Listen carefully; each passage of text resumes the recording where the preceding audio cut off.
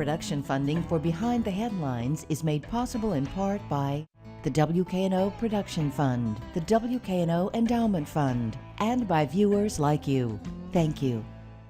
Removing the Confederate statues, Graceland plans for an arena, and much more tonight on Behind the Headlines.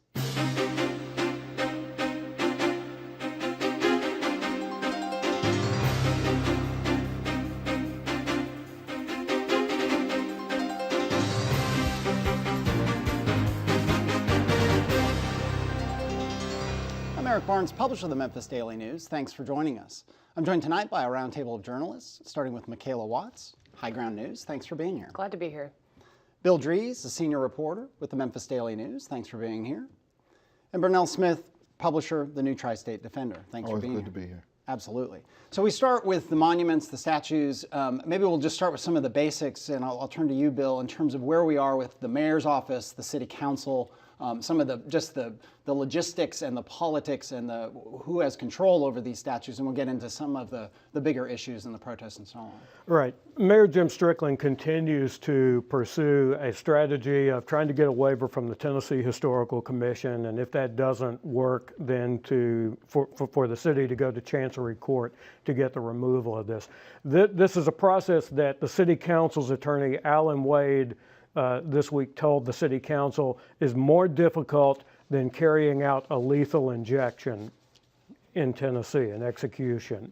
So the council seems to have some different ideas about this, and their first discussion of this as a group this week centered around making the case that the statues are a public nuisance and should at least be covered up, or that they violate a specific civil rights statute in Tennessee law that guarantees all citizens the right of enjoyment of public facilities. So the council's still talking, it hasn't acted yet. They'll discuss this again after Labor Day.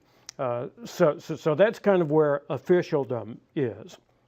Meanwhile, the protest about this, the Take Them Down 901 movement that has called for the immediate removal or covering up of the statues. We've had the first arrest in those protests. 6 people arrested a week ago as the show airs in Health Science Park, which is where the Nathan Bedford Forest Monument is. And we've got police stationed at all the monuments, I believe, because of that one and protests. The Jefferson Davis monument. The Jefferson Davis and the Fourth Bluff Park. I lose track of the names, but the park downtown.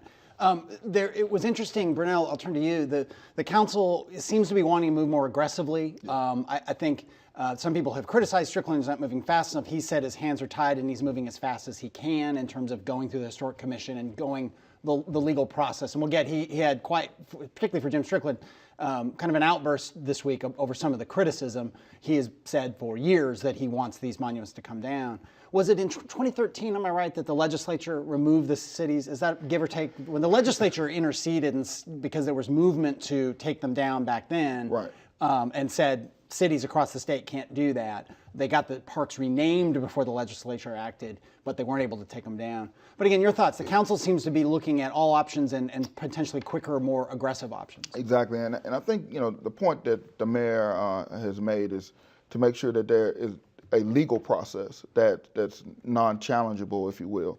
I don't think there is a path though that will not result in some sort of challenge or lawsuit. There are parties on both sides of this issue, and I think ultimately that however it plays out, because clearly there's momentum not only here locally but across the country to remove these kinds of emblems and statues. So I think it'll happen, but there will still be some challenge. So I think it's important the way the council is moving to expedite the process and get this thing behind me. I think people have looked at cities like New Orleans, where they've recently removed those kinds of statues in their community, but they understand that behind that was a 2-year process that it took to actually get to that point. So, I think that there's some heavy lifting that has to be done to make sure that it's done in a way that's not challengeable and that is legally defensible. Right. And well, let me get Micaela, your thoughts. You were at the protest, I believe, right? This last weekend. Yes, your thoughts on the protests and the argument. Well, the protest was, as you can imagine, very, very, very emotionally charged. And the frustration amongst this civic group, Take 'em Down 901, is really getting to a boiling point. And we're seeing that boiling point because, as Bernard noted, yes, New Orleans took a couple of years for that plan to go through. But the city of Memphis has been involved in this process really since 2013. And it's been one step forward at a time. You know, it started with renaming our parks to take away ties to the Confederacy. And then it went to the waiver that was turned down by the Tennessee Historical Commission. And then Alan Wade noted that the Tennessee Historical Commission failed to properly adapt criteria under the Tennessee Heritage Protection Act. So that slip up on their end enabled Memphis to start this process over again. Now, in my work, and I've done a lot of talking with the leaders of Take 'em Down 901, and their solid point is, look, you know, it's obviously going to result in legal action either way. Right. Go ahead and pull the trigger, get these statues down, and if it invites a lawsuit from the state of Tennessee, then so be it. Go ahead and just get them out, get them done. So certainly frustration on their side. Right. And what is Strickland? I mean, if let's just say for a second, if the mayor said, I'm going to order them taken down tonight, what is the action that can be taken against a mayor for breaking the law, a state law? I mean, if it were to be, we've just decided to take them down and not citing any real reason for it other than that they are offensive to a good number of Memphians, he could possibly be open to an ouster suit. Any citizen could say the mayor has failed to follow the laws of the state of Tennessee, and therefore he should be ousted from office. That law's been in existence for over 100 years and was actually used on E.H. Crump when he was mayor in 1915 for refusing to enforce prohibition. But I think the council discussion this week makes it clear that wherever the action comes from, whether it's the mayor's office or the council's office, that the city is going to put forward some kind of legal reasoning for why the monument should come down or should be covered up. If not, at the end of this very lengthy, drawn-out process under the Heritage Act, then under some other kind of legal proceeding on a much quicker basis. What is the reaction? I was sort of fascinated, I mean, personally, by the idea of covering them up. And what has the reaction among the protest groups been? Well, you know, is that enough? I think that's a first step. I mean, I think it has gotten to a point where this issue has boiled up and boiled over to a point where there's immediate action warranted and demanded by the protesters, and certainly the arrests that have come has sort of escalated this now to a whole new level. But you know, at the base end, there's a couple of components of it. One is, you know, let's be real. There's a celebration of acknowledgement of people who really essentially tried to overthrow the government. So would government, you know, continues to uphold treasoners in that way? And then of course, if you understand that, you know, you have the Grand Wizard, the first Grand Wizard of the Ku Klux Klan, that has a statue in the middle of a city that's 70% African American. It is certainly offensive to the majority of the population in our community, and this is not a new fight. I mean, I think a lot of people have tried to couch this in the sense that, you know, well, all of a sudden. Well, if you look back historically, this has been an ongoing sort of battle that has had ebbs and flows that were based in legal maneuvers, and so that's why we're still here in 2017. But there has been an effort for years and years, for decades now, to try to remove these emblems. Well, I remember when Auction Avenue was renamed, and I had lived in Memphis I don't know how long. I honestly had never thought about. That's the name of a street. It's Auction Avenue. I didn't realize what it was commemorating until it was changed to A.W. Willis Bridge, and that street was renamed, and so it's interesting. It's interesting, this whole process. It also somehow, all this evokes for me the whole lynching sites movement of people trying to mark the and I'm just drawing a blank on the name of the El Person, who's the lynching site that was marked along the new Wolf River Greenway, and there are other sites that will be marked, and commemorate is not the right word, but a horrific period of Southern American history. Right. That's sort of been swept under the rug in many instances and not acknowledged. You know, the point is that there there are some things that have to be corrected. This I think also is really Exhibit A in the larger point, and that is that we are at a point of generational political change in Memphis. This is certainly not a new issue, but there are new voices that are speaking out on this, and they are impatient voices simply because this has been such a long discussion about actually doing something in which nothing has happened. And you also have the people who are new to the political process and as a result are distrustful of it. And they may actually agree in some cases with the idea of going through the waiver process, but they feel like they have to be in the park and there have to be protests continuing simply to keep pressure on it so that what happens here isn't what has happened over the last 40 years. I think Bill makes a very good point about the change in climate and the tone and tenor of millennial focused protesters, is that there's not this level of patience and there's a high level of distrust with leadership, because historically you look back and say, well, this fight has been going on, but it's resulted in the same, in the same thing happening. The monuments are still here. Well, have we heard from people who want to keep them up? Have there been counter protests? Have there been politicians who've come forward and said, "Hey, I'm opposed to taking them down"? You hear that, you see that in nationally, obviously.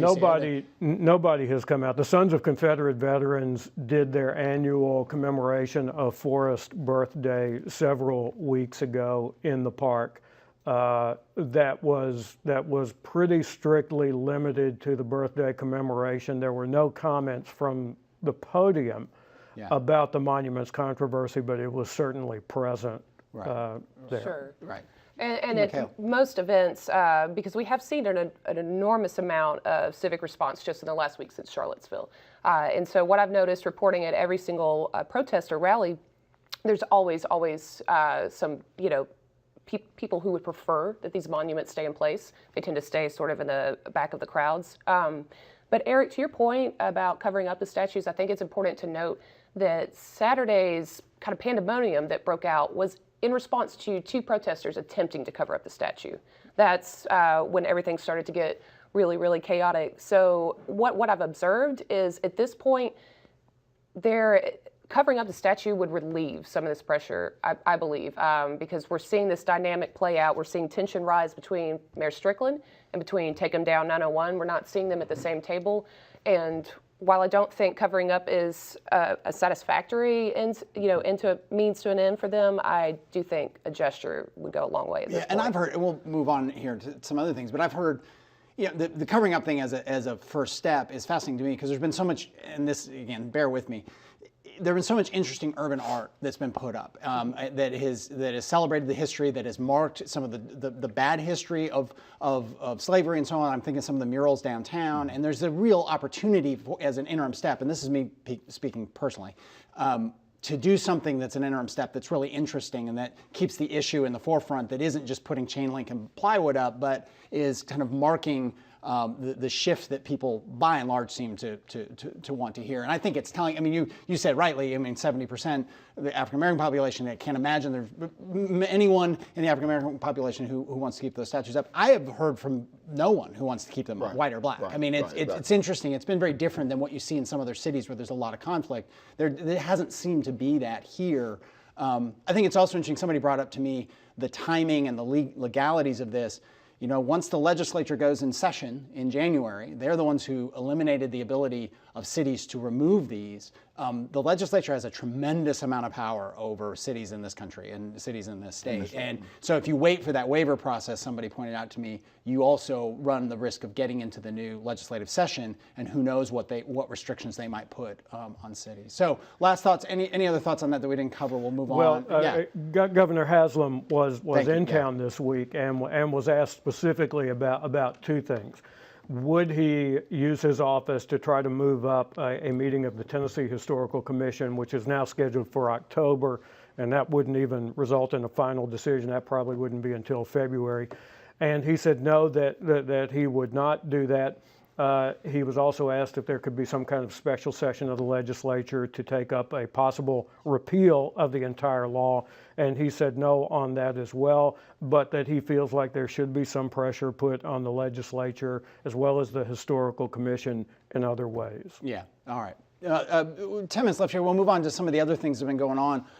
Probably the biggest news in some ways in terms of beyond the monuments and the statues is Elvis Presley Enterprises has proposed building a 6,000 to 7,000 seat arena in Whitehaven, right around the area of where they're doing all the work around Heartbreak, right? Yeah, where Heartbreak Hotel was, but on top of the millions and millions of dollars they've been spending there and a lot of public incentive money. It was kind of startling to me out of nowhere. Maybe other people knew this was in the works. And Bernal, I mean, just to frame it a little bit, this would, what people say is fill the gap between the Orpheum, which is about 2,000 to 3,000 seats, the FedEx Forum, which is what, 16,000 to 20,000 seats. Right. And right now that middle business, that middle concert business goes down to the Lander Center, DeSoto County. Memphis has been losing out on that. There's been talk about the Coliseum being renovated and it filling that gap. But it was a pretty powerful proposal. Yeah, absolutely. And I think anybody that frequents concerts in this area understands the concert, particularly the concert entertainment scene, understands that that sweet spot. We got the Cannon Center, we got the Orpheum, and then you've got the FedEx Forum. And so there's really no in between for that 5,000, 6,000, 7,000 seat kind of deal. And we've literally been hemorrhaging resources down to South Haven when you not only talk about the concerts and the events that go there, but the residual, which is the people that go to bars and restaurants and so forth, before and after those events. So for Elvis Presley Enterprises, a private entity, to be able to do this on private property and develop it makes sense, because then you can get around the whole, the Grizzlies clause, if you will, the sort of non-compete kind of thing, or first right of refusal, which I think is ingenious, and it really will be, people like Fred Jones, a longtime promoter here, is very much in favor of it. I mean, I think it's really a huge step that will help in the continued development of the Whitehaven area. Yeah, because it's more, Bill, not just about the arena itself. At least Elvis Presley Enterprises is billing it as something that, this will be good for Whitehaven. They're even proposing that $1 of every ticket, I think it is, will go back to EDGE, the Economic Development and Incentive Agency, for specific programs within the Whitehaven area. Your thoughts, again, on Elvis Presley Enterprises launching an arena in Memphis? This was, Graceland probably has a lot more plans in the wings, but the nature of dealing with Graceland, even at this stage, is that it keeps these under wraps pretty well. So the idea of a 6,000 seat arena, by the way, an arena which could be adaptable for basketball games as well. Which could be I mean, we're speculating here, but it could be the D-League team that the Grizzlies now have, and they're going to be playing at the Lander Center. The Memphis Hustle now could be actually in Memphis. The idea of doing this, I don't think anyone beyond those involved in the planning had really thought broadly about what if we did an arena in Whitehaven. Yeah. It was always, well, if the Coliseum's renovated, but there's a block on this. So this is indeed a pretty bold solution to this problem. And it also takes Graceland out of the kind of Graceland bubble that it's in. And Graceland's been dipping its toe in this because they did Joe Walsh at the much smaller theater at the guest house at Graceland, their resort hotel, earlier this year, right after they opened. So clearly they've been thinking about this. It is part, we were talking, I don't know if you want to pipe in on this, Micaela, but we were talking a little bit before the show that, I've been to the Graceland area more, you and I were saying, in the last, since they opened Heartbreak Hotel, than in the previous however many years. I mean, just because Memphians don't necessarily go to Graceland. It's not that they don't like it, it's just, it's a tourist attraction. Heartbreak Hotel, there's lots of civic events, there's luncheons. The guest house. Guest house, sorry, excuse me, thank you. The guest house. Now you've got an arena there that might have everything from shows to conventions and so on, and it does have this appeal to Memphians, and then you've got the whole Whitehaven area that has seen some investment and so on. But your thoughts, Micaela, and also what does this now do, and we're just speculating, to proposals to save the Coliseum? Because it would, if it gets approved, it's going to take, there's not going to be another 5,000 seat arena that the city's going to want to support in the middle of Memphis. I can't imagine. Sure, yeah, and those are going to be two very interesting things to watch develop. Yes, like how is this going to affect the Coliseum? That's certainly going to take some wind out of its sails, I would imagine. I would just guess ahead. So we certainly want to keep our eyes on that. I don't know, in the absence of the Coliseum being able to fill that specific demand, I don't know how they're going to rebuild that push necessarily. And also with this arena, it's going to be, like you said, Memphians don't typically wander off to Graceland. I haven't been since I was 5. So I'm very curious to see this area. Are we going to see a lot of dollars being generated from Memphians going back into the neighborhood? Is it going to be that type of economic cycling? And certainly you think, and then we'll move on a little bit, but, just anecdotally, people who go down to Landers, I know lots and lots of people who go down there, but it's out of the range of Memphis restaurants. It's out of the range of any kind of taxi or really reasonable taxi or Uber or Lyft type service. I mean, it really does change people's calculations in terms of, and you also start to think of people, hey, I'll take a weekend trip or a overnight trip or a couple day trip because I'm going to be in a destination. I'm not just going to be in the middle of Mississippi. There's nothing wrong with the middle of Mississippi. It's just a little different. It was also interesting, just real quickly, the tourism numbers from the state came out this week, and they talked about a $3.3 billion impact of tourism on Memphis, almost 23,000 jobs, and $260 million in state and local taxes that were generated, which I think was a record in 2016. And I think Bill Haslam highlighted that when he was in town this past week. I'll move on to, with just 4 or 5 minutes left, another big proposal that came out, which is the Wonder Bread redevelopment in right off the, it's the old Wonder Bread building, right off the Memphis Medical District, where there's a whole lot of development being planned and talked about. But this, I don't know who wants to talk about. You want to start here? Yeah. It's a big and impressive, one more big and impressive redevelopment of an area that has been abandoned as long as I can remember. Yeah, it's about a 70... Even when the Wonder Bread factory was there, it was kind of abandoned. I miss the smell of bread. Yeah, Yeah, this is a $73 million project that is centered on the old bakery property, but also involves other properties as well.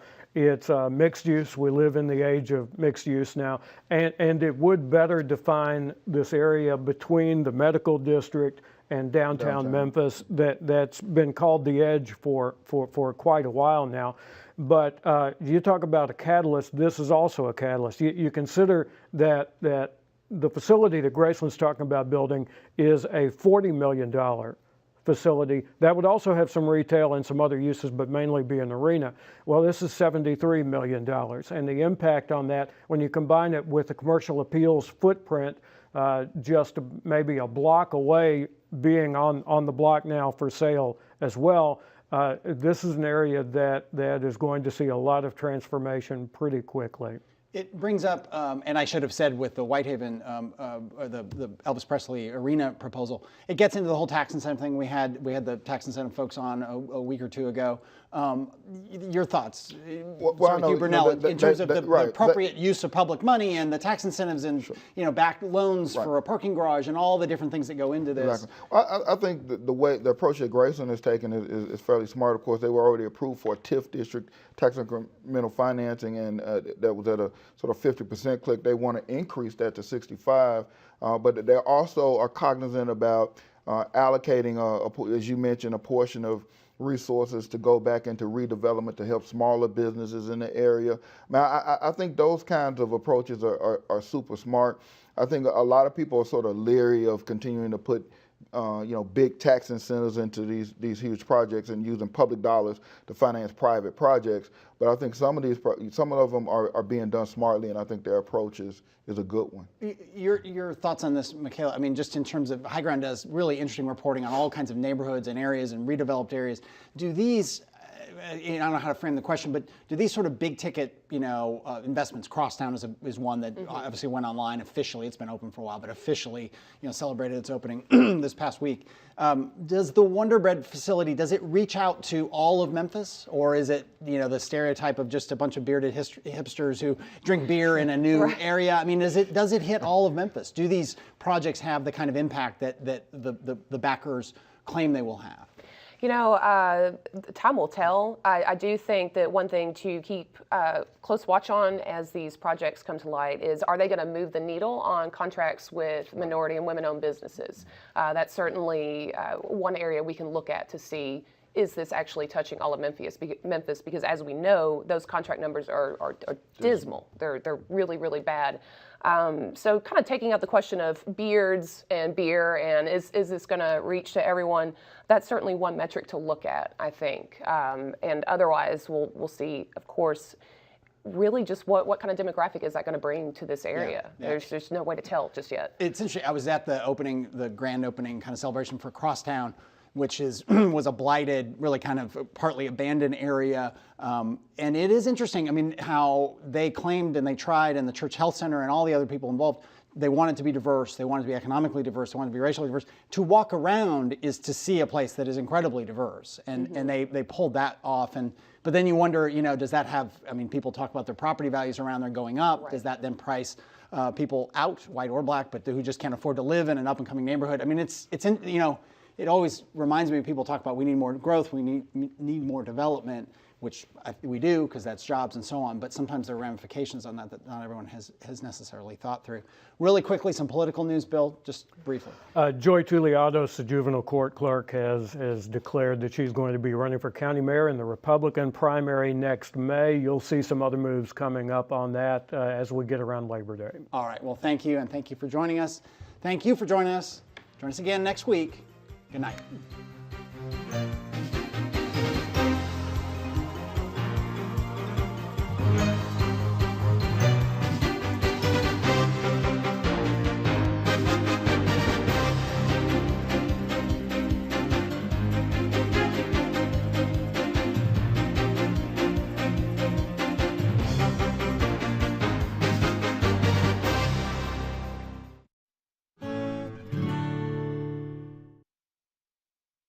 Council seems to be wanting to move more aggressively. I think some people have criticized Strickland's not moving fast enough. He said his hands are tied and he's moving as fast as he can in terms of going through the Historic Commission and going the legal process. And we'll get, he had quite, particularly for Jim Strickland, kind of an outburst this week over some of the criticism. He has said for years that he wants these monuments to come down.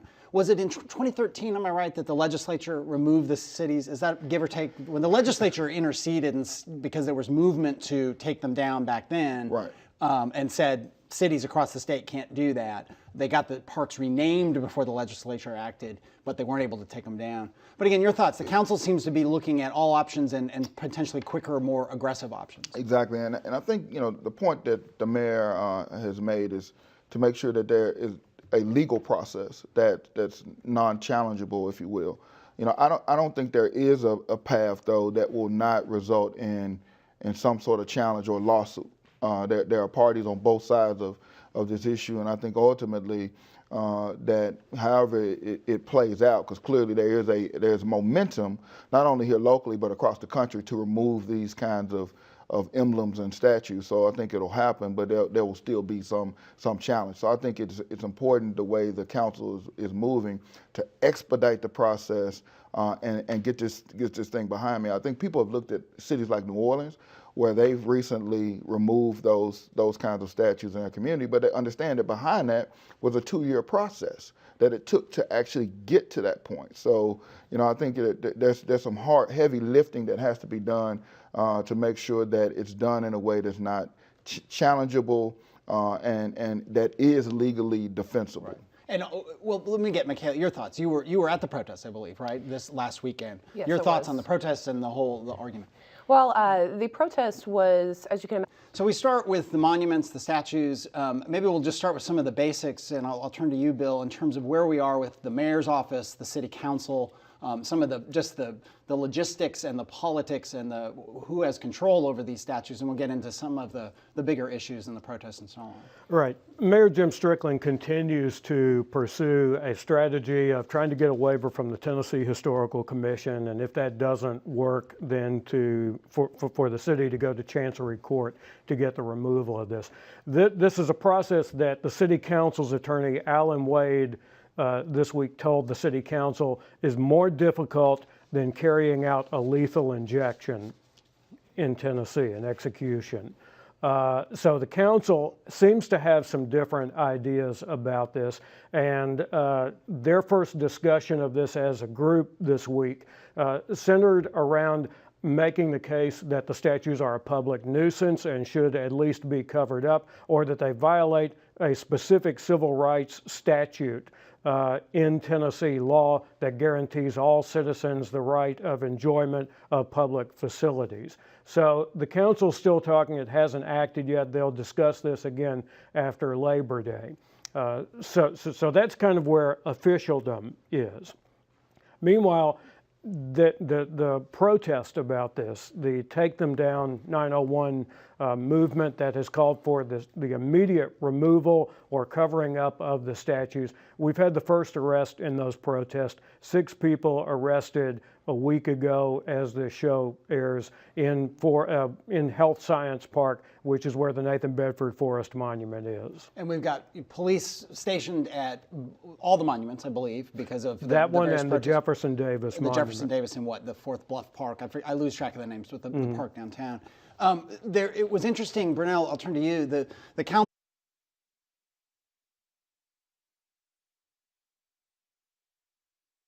Production funding for Behind the Headlines is made possible in part by the WKNO Production Fund, the WKNO Endowment Fund, and by viewers like you. Thank you. Removing the Confederate statues, Graceland plans for an arena, and much more tonight on Behind the Headlines.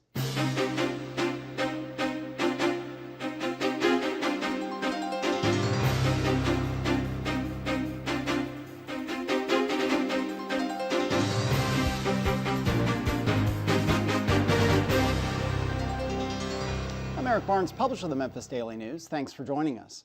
I'm joined tonight by a roundtable of journalists, starting with Micaela Watts, High Ground News. Thanks for being here. Glad to be here. Bill Dries, a senior reporter with the Memphis Daily News. Thanks for being here.